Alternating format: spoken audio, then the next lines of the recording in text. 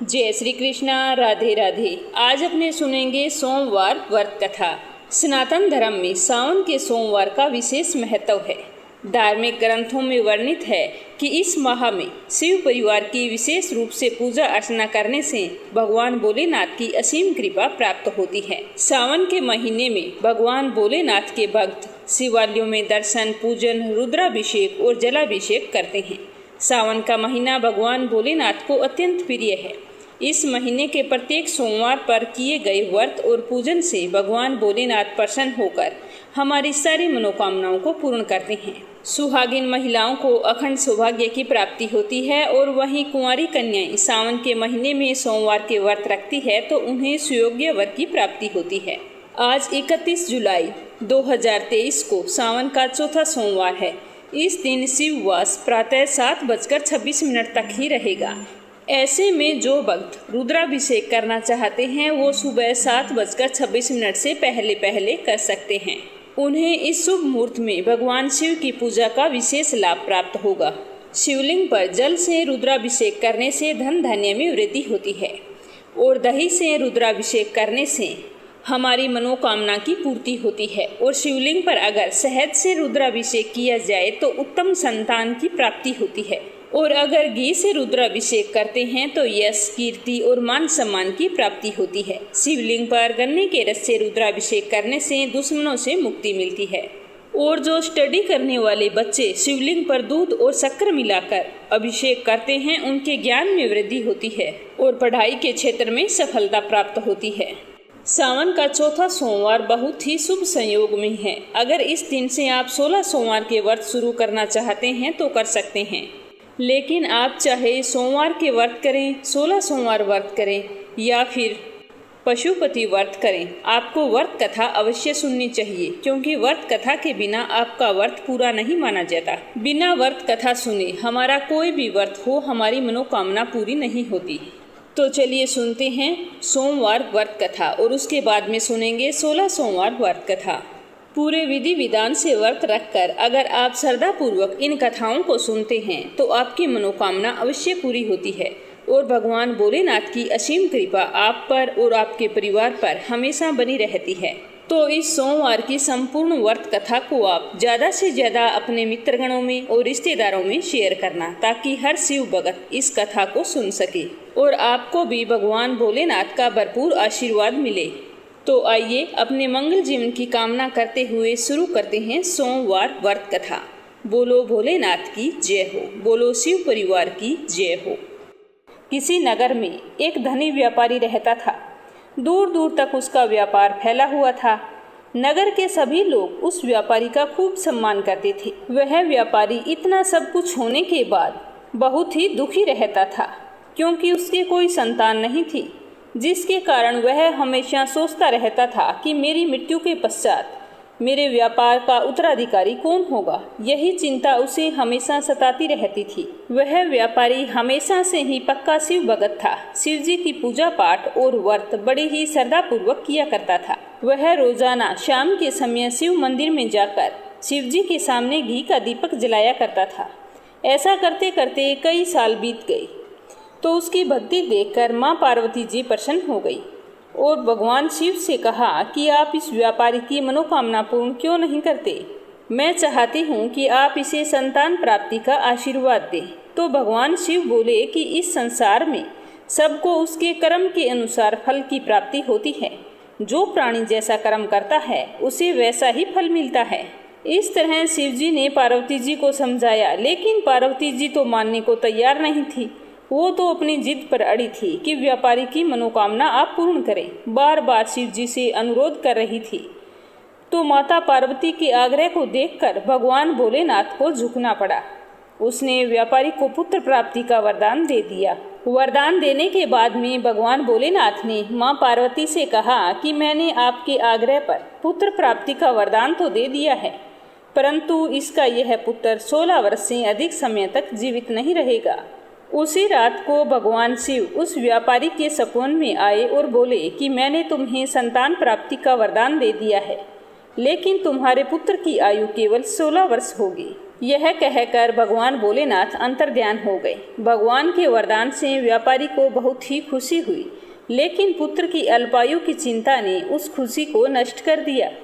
व्यापारी पहले की तरह नियम से सोमवार के दिन भगवान शिव का विधिवत व्रत करता और शाम के समय शिव मंदिर जाकर घी का दीपक जलाकर आया करता। कुछ महीनों बाद उसके घर बहुत ही सुंदर बालक ने जन्म लिया और घर में खुशियां ही खुशियां भर गई। सारे नगरवासी यह सुनकर बहुत ही खुश हुए। बड़ी धूमधाम से पुत्र के जन्म का उत्सव मनाया गया, परंतु व्यापारी को पुत्र जन्म की कुछ ज्यादा खुशी नहीं हुई, क्योंकि उनके मन में पुत्र की अल्पायु की चिंता थी। धीरे धीरे समय बीतता गया। जब बालक 12 वर्ष का हुआ तो व्यापारी ने सोचा कि अपनी आंखों के सामने अपने इकलौते पुत्र की मौत को मैं कैसे देख सकूंगा। तो उसने सोचते सोचते उस लड़के के मामा को बुलाया और कहा कि मैं चाहता हूं कि तुम अपने भांजे को शिक्षा प्राप्ति के लिए वाराणसी ले जाओ। तो लड़के के मामा ने कहा ठीक है। फिर वे दोनों मामा भांजे व्यापारी के कहे अनुसार शिक्षा प्राप्ति के लिए वाराणसी चले गए। रास्ते में जहाँ भी मामा भांजे विश्राम के लिए रुकते तो वो वहाँ पर यज्ञ करवाते और ब्राह्मणों को भोजन कराते। लंबी यात्रा के बाद मामा भांजे एक नगर में पहुँचे। उस दिन नगर के राजा की कन्या का विवाह होने वाला था, जिस कारण पूरे नगर को अच्छे से सजाया गया था। निश्चित समय पर बारात आ गई, लेकिन वर का पिता बहुत ही चिंतित था, क्योंकि उसका बेटा एक आंख से काना था। उसने सोचा कि अगर लड़की वालों को इस बात का पता चल गया तो वो शादी के लिए इनकार ना कर दे, इससे उसकी बदनामी भी होगी और शादी भी नहीं होगी। लेकिन जब उसने व्यापारी के पुत्र को देखा तो उसके मन में एक विचार आया कि क्यों न इस लड़के को दूल्हा बनाकर राजकुमारी से विवाह करवा देता हूँ। इसके बाद इसको खूब सारा धन देकर विदा कर दूंगा और राजकुमारी को अपने नगर ले जाऊंगा। इस तरह का मन में विचार करके वर के पिता ने लड़के के मामा से इस बारे में बातचीत की, तो मामा ने धन मिलने के लालच में वर के पिता की बात स्वीकार कर ली और अपने भांजे को दूल्हे के वस्त्र पहनाकर दूल्हे के रूप में तैयार किया और राजकुमारी से विवाह करवा दिया। बदले में दूल्हे के पिता ने लड़के के मामा को खूब सारा धन दे दिया, लेकिन वह लड़का मन ही मन बहुत ही दुखी हो रहा था कि क्या पता राजकुमारी को पता है या नहीं कि उसकी शादी मेरे साथ हुई है। तो उसने धीरे से राजकुमारी के ओढ़नी पर लिख दिया कि राजकुमारी, तुम्हारा विवाह मेरे साथ हुआ है और मैं तो वाराणसी पढ़ने के लिए जा रहा हूँ और तुम्हें जिस नवयुवक की पत्नी बनना पड़ेगा वह एक आंख से काना है। जब राजकुमारी ने अपनी ओढ़नी पर लिखा हुआ पढ़ा तो उसे सब कुछ पता चल गया और उसने काने लड़के के साथ जाने से इनकार कर दिया। राजा को जब ये बात पता चली तो उन्होंने राजकुमारी को अपने घर में ही रख लिया और बारात खाली लौट गई। उधर वह लड़का अपने मामा के साथ वाराणसी पहुंच गया और गुरुकुल में पढ़ना शुरू कर दिया। जब उसकी आयु 16 वर्ष की हुई तो उसने यज्ञ किया। यज्ञ समाप्ति के बाद ब्राह्मणों को भोजन कराया और खूब सारा अन्न वस्त्र दान किए। रात को वह अपने शयन कक्ष में सो गया। शिव के वरदान के अनुसार शयन अवस्था में ही उसके प्राण पखेरु उड़ गए। सूर्योदय होने पर जब भांजा उठा नहीं तो उसके मामा को चिंता हुई और पास जाकर जैसे ही अपने भांजे को उठाने की कोशिश की तो उसे पता चला कि उसकी तो मौत हो गई है। अपने मृत भांजे को देखकर उसका मामा जोर जोर से रोने पीटने लगा। आसपास के सारे लोग वहां पर इकट्ठे हो गए और दुख प्रकट करने लगे। मामा कहने लगा कि अब मैं वापस जाकर अपने जीजा को क्या जवाब दूंगा। लड़के के मामा के रोने और विलाप करने के स्वर समीप से गुजरते हुए भगवान शिव और माता पार्वती को सुनाई दिए। तो माता पार्वती ने भगवान शिव से कहा कि हे प्राणनाथ, मुझे इस आदमी के रोने की आवाज़ सहन नहीं हो रही है, आप इस व्यक्ति के कष्ट को दूर करें।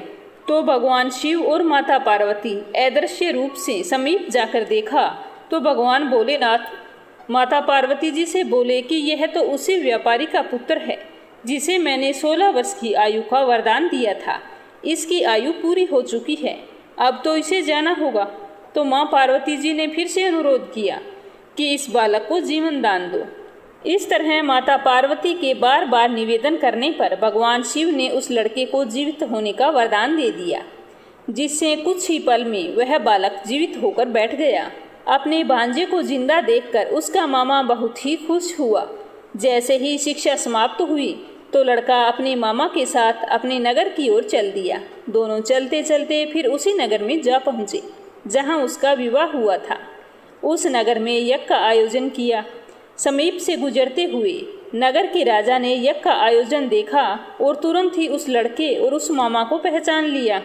फिर यज्ञ के समाप्त होने पर राजा मामा और भांजे को लेकर महल में गए और वहाँ पर उन्हें कुछ दिन महल में रखा और फिर बहुत सारा धन वस्त्र आदि देकर राजकुमारी को उसके साथ विदा कर दिया। इधर भूखे प्यासे रहकर व्यापारी और उसकी पत्नी अपने बेटे की प्रतीक्षा कर रहे थे। उन्होंने प्रतिज्ञा कर रखी थी कि यदि उन्हें अपने बेटे की मृत्यु का समाचार मिला तो दोनों अपने प्राण त्याग देंगे।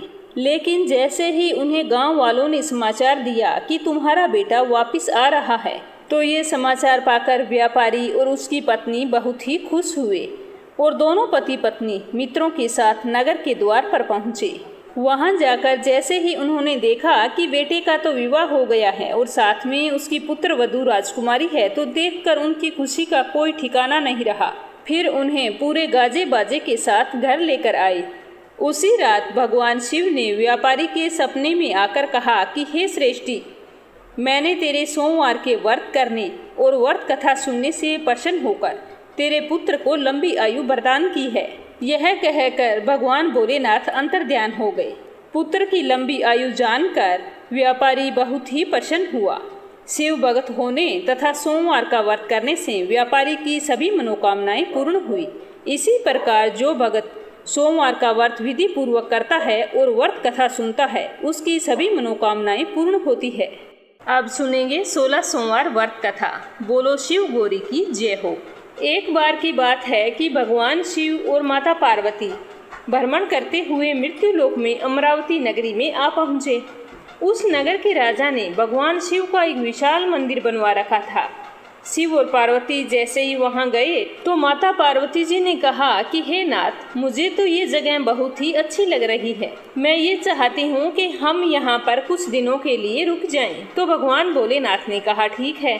तो शिव और पार्वती जी उसी मंदिर में रहने लगे। एक दिन पार्वती जी ने भगवान शिव से कहा कि हे प्राणनाथ, आज मेरी तो इच्छा चौसर खेलने की हो रही है। तो पार्वती जी की इच्छा जानकर शिव पार्वती के साथ चौसर खेलने के लिए बैठ गए।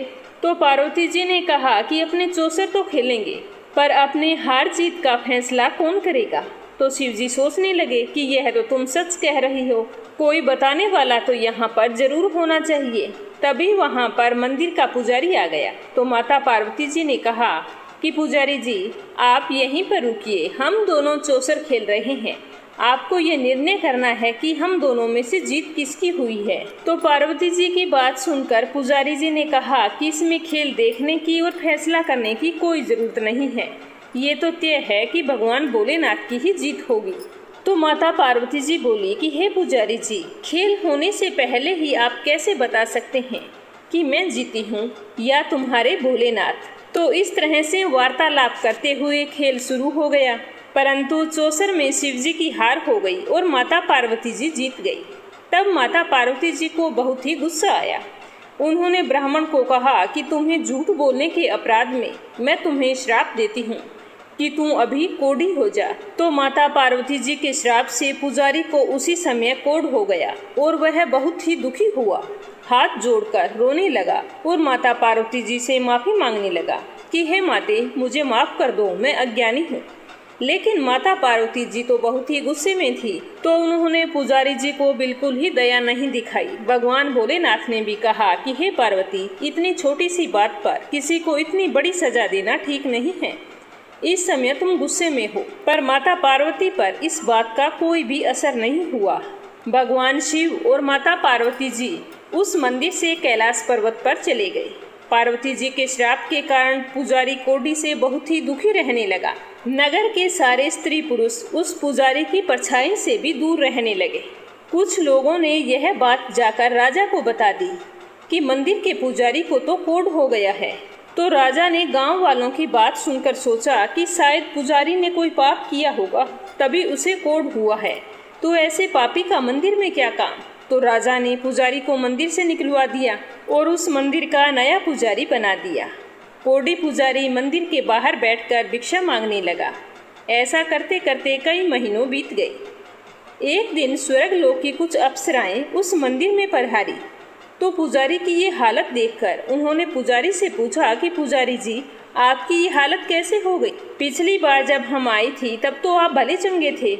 तो अप्सराओं की बात सुनकर बड़े ही दुखी मन से पुजारी जी ने भगवान शिव और पार्वती जी के चौसर खेलने और पार्वती जी के श्राप देने की सारी कहानी अप्सराओं को सुनाई।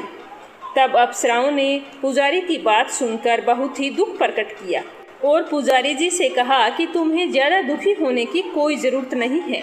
तुम ऐसा करो, 16 सोमवार का व्रत पूरे विधि विधान से रखो, सब कुछ ठीक हो जाएगा। तो पुजारी जी ने कहा कि व्रत तो मैं रख लूँगा, लेकिन मुझे व्रत करने की विधि नहीं पता। तो उन्होंने बताया कि सोमवार के दिन सूर्योदय से पहले उठकर स्नान आदि से निवृत्त होकर साफ कपड़े पहनना, आधा सेर गेहूं का आटा लेकर उसके 3 भाग बनाना, फिर घी का दीपक जलाकर गुड़, निवेद, बेल पत्तर, चंदन, अक्षर, फूल, जनेऊ का जोड़ा लेकर प्रदोष काल में भगवान शिव की पूजा अर्चना करना।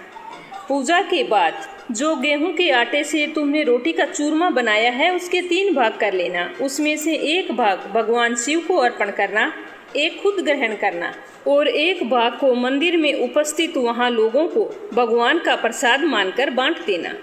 इस तरह व्रत करते हुए जब 16 सोमवार बीत जाएं तो 17वें सोमवार को 1 पाव आटे की बाटी बनाकर उसमें घी और गुड़ मिलाकर चूरमा बनाना, फिर भगवान शिव को भोग लगाकर वहां पर उपस्थित सारे स्त्री पुरुषों और बच्चों को बांट देना।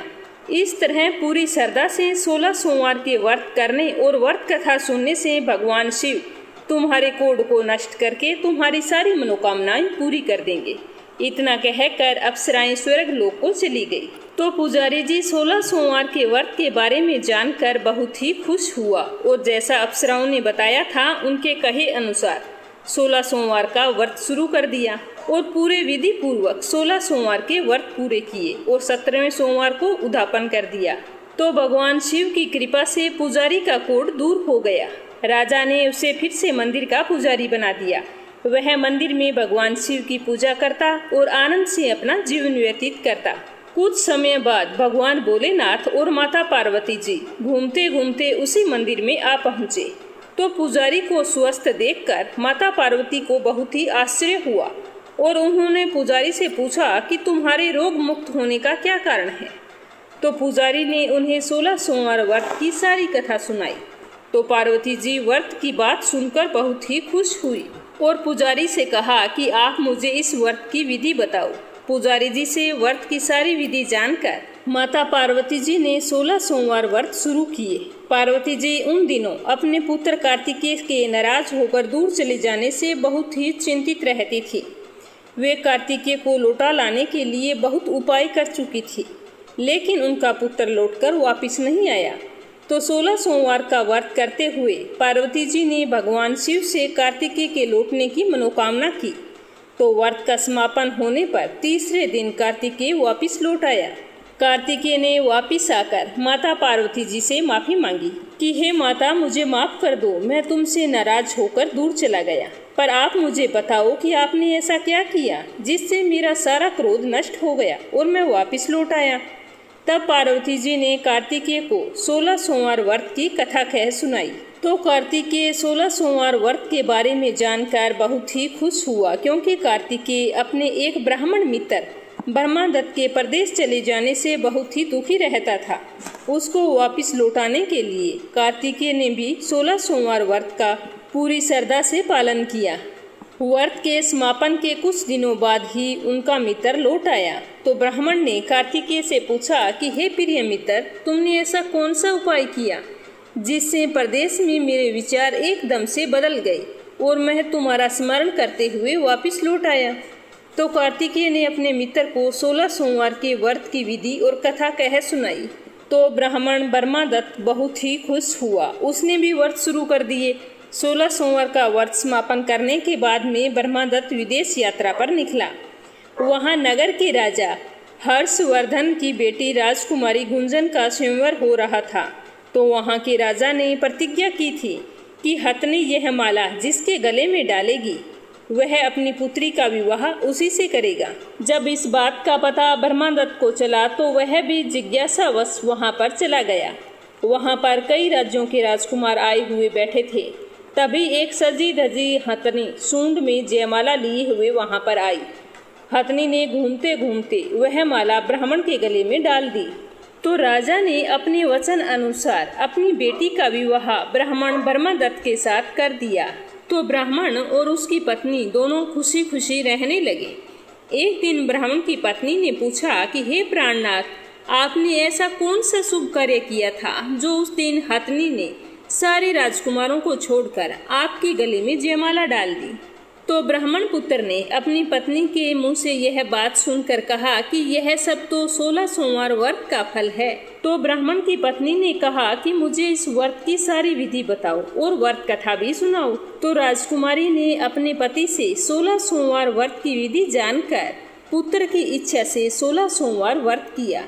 निश्चित समय पर भगवान शिव की कृपा से राजकुमारी के एक बहुत ही सुंदर, सुशील और स्वस्थ पुत्र पैदा हुआ। पुत्र के जन्म पर ब्राह्मण और उसकी पत्नी बहुत ही खुश हुए। पुत्र का नामकरण किया गया तो नाम गोपाल रखा गया। बड़ा होने पर पुत्र गोपाल ने एक दिन माँ से वही प्रश्न किया कि माँ, मैंने तुम्हारे घर में जन्म लिया, इसका क्या कारण है, आप मुझे बता सकती हैं? तो माता गुंजन ने कहा कि बेटा, यह तो 16 सोमवार व्रत का फल है। भगवान शिव की कृपा से तूने मेरे यहाँ जन्म लिया। तो गोपाल ने कहा कि माँ, मुझे भी 16 सोमवार व्रत की विधि बताओ, मैं भी 16 सोमवार व्रत करना चाहता हूँ। व्रत की सारी विधि जानकर गोपाल ने भी व्रत करने का संकल्प किया। गोपाल जब 16 वर्ष का हुआ तो उसने राज्य पाने की इच्छा से 16 सोमवार का व्रत बड़ी श्रद्धा से विधि पूर्वक किया और 17वें सोमवार को व्रत का उद्यापन कर दिया। कुछ दिनों बाद गोपाल पासी के नगर में घूमने के लिए गया तो उस नगर का राजा वृद्ध हो चला था। उस राजा ने जब गोपाल को देखा तो बहुत ही पसंद आया। गोपाल को देखते ही वृद्ध राजा ने मन ही मन सोचा कि मैं अपनी पुत्री मंगला का विवाह गोपाल के साथ कर दूं तो कितना अच्छा होगा। तो राजा ने गोपाल की इच्छा जानकर अपनी बेटी मंगला का विवाह गोपाल के साथ कर दिया। 16 सोमवार व्रत के फल से गोपाल मंगला के साथ विवाह करके उसी महल में आनंद से रहने लगा। 2 साल बाद राजा का निधन हो गया तो गोपाल को उस नगर का राजा बना दिया गया। इस तरह 16 सोमवार व्रत करने से गोपाल की राज्य पाने की इच्छा पूरी हो गई। राजा बनने के बाद भी वह विधिवत 16 सोमवार का व्रत हर वर्ष करता रहा। एक बार की बात है कि गोपाल के 16 सोमवार व्रत पूरे हो चुके थे तो गोपाल ने अपनी पत्नी मंगला से कहा कि व्रत की सारी सामग्री लेकर वह समीप के शिव मंदिर पर आ जाए। लेकिन पति की आज्ञा का उल्लंघन करते हुए मंगला शिव मंदिर नहीं गई। सेवकों द्वारा पूजा की सामग्री मंदिर में भिजवा दी और स्वयं वहां पर नहीं गई। उधर मंदिर पर गोपाल ने जब भगवान शिव की पूजा पूरी की तभी वहां पर आकाशवाणी हुई कि हे राजन, तेरी रानी ने 16 सोमवार व्रत का अनादर किया है, सो रानी को महल से निकाल दे, नहीं तो तेरा सारा वैभव नष्ट हो जाएगा। आकाशवाणी सुनते ही गोपाल तुरंत महल में पहुंचा और अपने सैनिकों को आदेश दिया कि रानी को दूर किसी नगर में छोड़ आओ। तो सैनिकों ने राजा की आज्ञा का पालन करते हुए रानी को उसी समय दूसरे नगर में छोड़ आए। तो यह सब देखकर रानी बहुत ही दुखी हुई। तो रानी भूखी प्यासी उसी नगर में भटकने लगी। रानी को उस नगर में एक बुढ़िया मिली। वह बुढ़िया सूत काट कर बाजार में बेचने के लिए जा रही थी, लेकिन उस बुढ़िया से वह सूत उठाया नहीं जा रहा था। तो बुढ़िया ने रानी से कहा कि बेटी, अगर तुम मेरा सूत उठाकर बाजार तक पहुंचा दो और सूत बेचने में मेरी मदद करो तो मैं तुम्हें धन दूंगी। तो रानी ने बुढ़िया की बात मान ली और सोचा कि मैं बुढ़िया की मदद कर देती हूँ, बदले में मुझे कुछ खाने पीने के लिए मिल जाएगा। यह सोचकर जैसे ही रानी ने सूत की गंठरी को हाथ लगाया तभी जोर की आंधी चली और गंठरी खुल गई और सारा सूत आंधी में उड़ गया। तो बुढ़िया ने ये देखकर उसे फटकार लगाई और भगा दिया। यह देखकर भूख प्यास से बेहाल रानी बहुत ही दुखी हुई और चलते चलते नगर में एक तेली के घर पहुंची। उस तेली ने उस पर तरस खाकर रानी को महल में रहने के लिए कह दिया, लेकिन तभी भगवान शिव के प्रकोप से तेली के तेल से भरे हुए मटके एक एक करके फूटने लगे। तो तेली ने भी उसे अभागिन कहकर अपने घर से भगा दिया। तो भूख प्यास से व्याकुल रानी वहां से आगे की ओर चल पड़ी। चलते चलते रास्ते में एक नदी आई तो रानी ने सोचा कि चलो पानी पीकर अपनी भूख को शांत कर लेती हूँ। तो रानी ने जैसे ही जल का स्पर्श किया तो नदी का सारा पानी सूख गया। वह अपने भाग्य को कोसती हुई आगे चल पड़ी। चलते चलते रानी एक जंगल में पहुंची। उस जंगल में एक तालाब था, उसमें निर्मल जल भरा हुआ था। निर्मल जल देखकर रानी की प्यास और भी तेज हो गई। जल पीने के लिए रानी ने तालाब की सीढ़ियों से उतरकर जैसे ही जल को स्पर्श किया तभी उस पानी के अंदर असंख्य कीड़े उत्पन्न हो गए। तो रानी ने दुखी होकर उस गंदे जल को पीकर अपनी प्यास शांत की। और वहीं पर एक पास में हरा भरा पेड़ था, उसे देखकर रानी ने सोचा कि कुछ देर यहाँ पर विश्राम कर लेती हूँ, फिर सोचती हूँ कि आगे कहाँ जाना है। जैसे ही रानी उस पेड़ के नीचे बैठी तो उस पेड़ के सारे पत्ते पल भर में सूख कर बिखर गए। रानी दूसरे पेड़ के नीचे जाकर बैठी तो उसके पत्ते भी सारे सूख कर बिखर गए। रानी जिस जिस पेड़ के नीचे जाकर बैठती वही हाल होता। तो वन और सरोवर की यह दशा देखकर वहाँ के ग्वाले बहुत ही हैरान हो गए और रानी के पास गई। वहाँ जाकर कहा कि बहन, क्या बात है, तुम्हारे साथ ये सब कैसे हो रहा है? तुम हमारे साथ चलो, पास ही में एक मंदिर है, वहाँ पर एक पुजारी जी रहते हैं, वो तुम्हारी समस्या का जरूर समाधान करेंगे। ऐसा कहकर ग्वाले रानी को लेकर पास के मंदिर में गई और वहां जाकर पुजारी जी को सारा हाल बताया। तो पुजारी जी तो रानी का चेहरा देखते ही जान गए कि रानी अवश्य किसी बड़े घर की है और अपने भाग्य के कारण दर दर भटक रही है।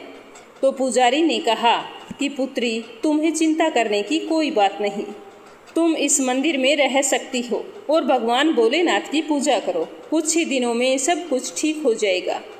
तो पुजारी की बातों से रानी को बहुत ही तसल्ली हुई। रानी उस मंदिर में रहने लगी। रानी जब भोजन बनाती तो सब्जी जल जाती, आटे में कीड़े पड़ जाते, जल से बदबू आने लगती।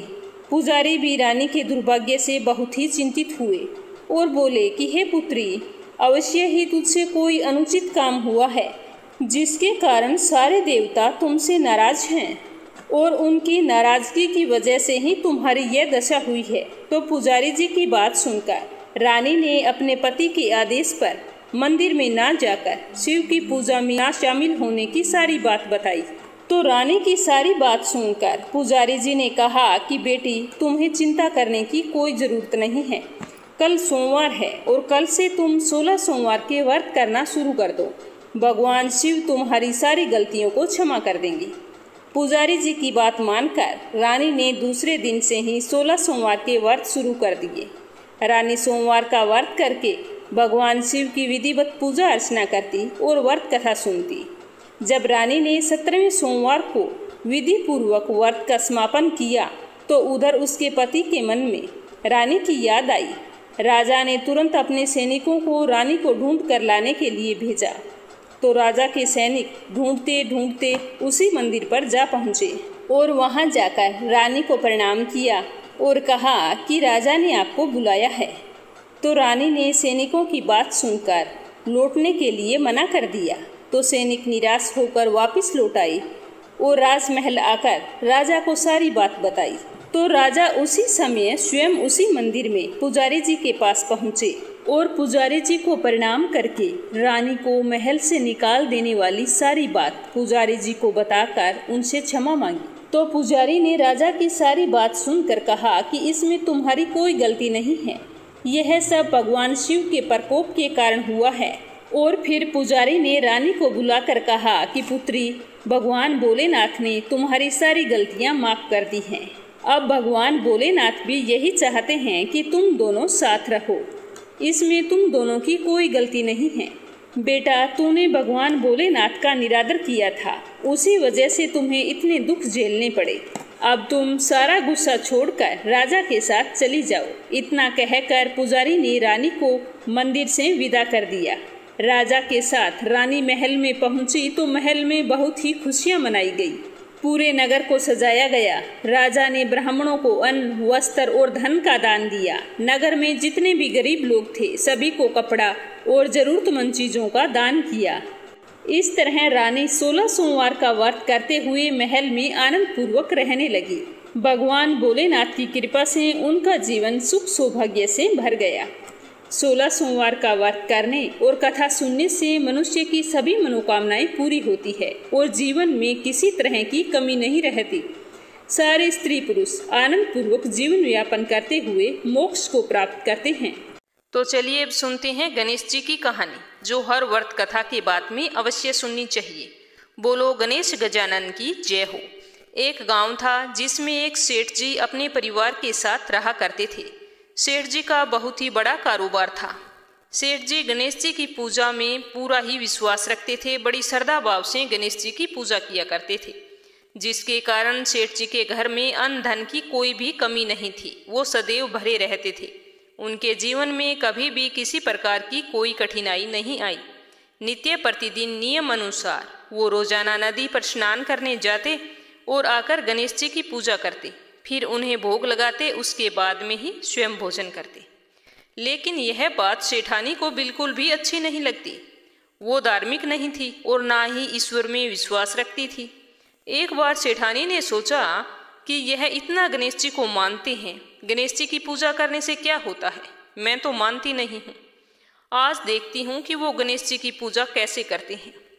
तो यह सोचकर जब दूसरे दिन सेठ जी नदी पर स्नान करने के लिए जाते हैं तो सेठानी जी पीछे से गणेश जी की मूर्ति को उठाकर कपड़े से ढककर बगीचे में ले जाकर जमीन में दबा देती है। जब सेठ जी स्नान करके नदी से घर पर आते हैं तो देखते हैं कि गणेश जी की मूर्ति नहीं है मंदिर में।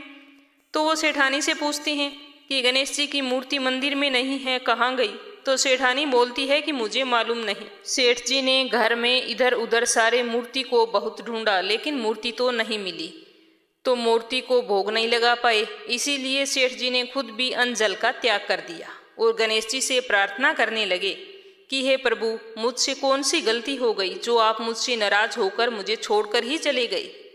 अगर आप अपनी कृपा दृष्टि मुझ पर बरसाते हो तो हे प्रभु मुझे दर्शन दीजिए। तो सेठ ने मन ही मन सोचा कि जब तक मुझे गणेश जी की मूर्ति नहीं मिल जाती, मुझे दर्शन नहीं दे देते, तब तक मैं अन्न जल का त्याग करता हूँ।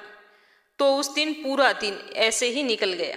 शाम को सेठ जी भूखे प्यासे सो गए। गणेश जी सेठ जी की भक्ति से प्रसन्न हो गए। जब सेठ जी सो गए तो सेठ जी के सपन में गणेश जी भगवान एक छोटे से चूहे के साथ खेल रहे होते हैं दिखाई देते हैं और चूहे को बाद में खाने के लिए लड्डू देते हैं। चूहा लड्डू लेकर बगीचे में जाता है और एक जगह से जमीन खोदता है और लड्डू वहीं पर डाल देता है और अचानक से सेठ जी की नींद खुल जाती है। तो सेठ जी भागकर बगीचे में जाते हैं और उसी जगह को खोदते हैं जहां उन्होंने सपने में लड्डू को दबाते हुए देखा था। तो थोड़ी देर जमीन खोदने पर कपड़े में लपेटे हुए गणेश जी की मूर्ति उन्हें मिल जाती है। सेठ जी गणेश जी की मूर्ति को पाकर बहुत ही खुश होते हैं और वापस लाकर मंदिर में स्थापित कर देते हैं। तो यह देखकर सेठानी को बहुत ही आश्चर्य होता है कि सेठ जी को यह मूर्ति मिली कहाँ से। तो वो भागकर सेठ जी के पास आती है और पूछती है कि ये मूर्ति आपको कहाँ से मिली। तो सेठ जी ने सारा वृत्तांत उन्हें सच सच बता दिया। तो यह बात जानकर सेठानी जी को खूब आश्चर्य हुआ। सेठानी जी के मन में श्रद्धा और विश्वास जाग गया और मन ही मन गणेश भगवान का स्मरण करते हुए उनकी सच्ची भक्त बन गई और सेठ जी को सारी सच्चाई बता दी और कहा कि मुझसे बहुत ही बड़ा अपराध हो गया था। अब से हम दोनों पति पत्नी प्रेम सहित गणेश जी भगवान की पूजा आराधना किया करेंगे। उनकी पूजा में कभी भी कोई कमी नहीं आने देंगे। यह सुनकर सेठ जी बहुत ही प्रसन्न हो गए और दोनों पति पत्नी गणेश जी को प्रणाम करते हुए बोले, बोलो गणेश गजानन की जय हो। हे गणेश भगवान, जैसी कृपा आपने सेठ और सेठानी पर की वैसी हम पर भी करना। कहानी कहने वाले पर, कहानी सुनने वाले पर सभी की सारी मनोकामनाएं पूर्ण करना। माह के सोमवार पर सुनी जाने वाली संपूर्ण कथा उम्मीद करती हूँ कि आपको जरूर पसंद आई होगी। तो कमेंट बॉक्स में जय हो भोलेनाथ की अवश्य लिखना और साथ ही इस चैनल को अगर आपने सब्सक्राइब नहीं किया है तो जरूर करना। हे भोले बाबा, कथा कहने में सुनने में अगर कोई भूल चूक हो गई हो तो क्षमा करना। जय श्री कृष्णा। राधे राधे।